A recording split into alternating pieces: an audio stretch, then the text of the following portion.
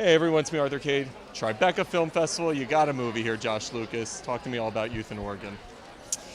Oh, this is one of those lovely calls you get from the great Christina Applegate where she says, hey, you're going to do this movie with me? And I basically said, I don't care what it is, I'll be there. You know, I've had the pleasure of working with her in the past. She's one of my favorite people, and I truly think one of the most talented actresses I've ever come in contact with. And so when she asks you to do something or says, are you going to do this with me, you kind of jump at it.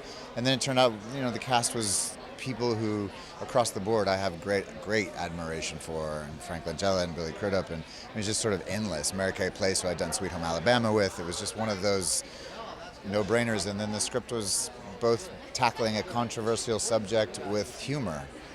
And that's a no-brainer as well, so yeah, it was a lot of fun. Her and I were just laughing because she did Wonderland with you, and she's like, Josh and I, we don't do comedies. We're only going to do some dark movies.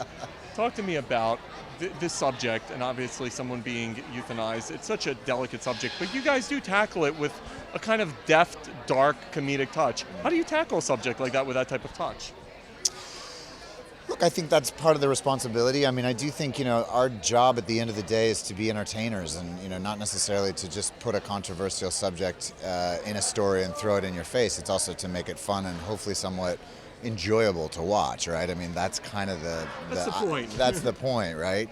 So in this case, I think you have, you know, a subject that's riling up this country more and more, and that the laws are changing, and that people are more and more realizing, wait, why do we allow our animals to be transitioned humanely, and we don't necessarily have the same respect for ourselves or our elders? And I mean, it's really an individual choice, but I do think I like the idea that the film asks the question is, if you choose to do it, what does that mean for your family? You know, particularly the people who love you who are like, no, you can't do that. So it's and I think there's a kind of playfulness to the way the story's told.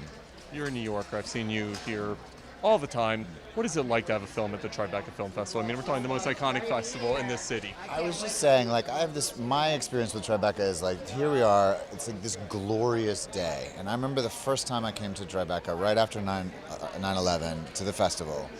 And it was the, you know, really the Bob and Jane trying to get this thing going. It was one of those like glorious New York City days, and yet there was this, you know, gaping hole down the street from here.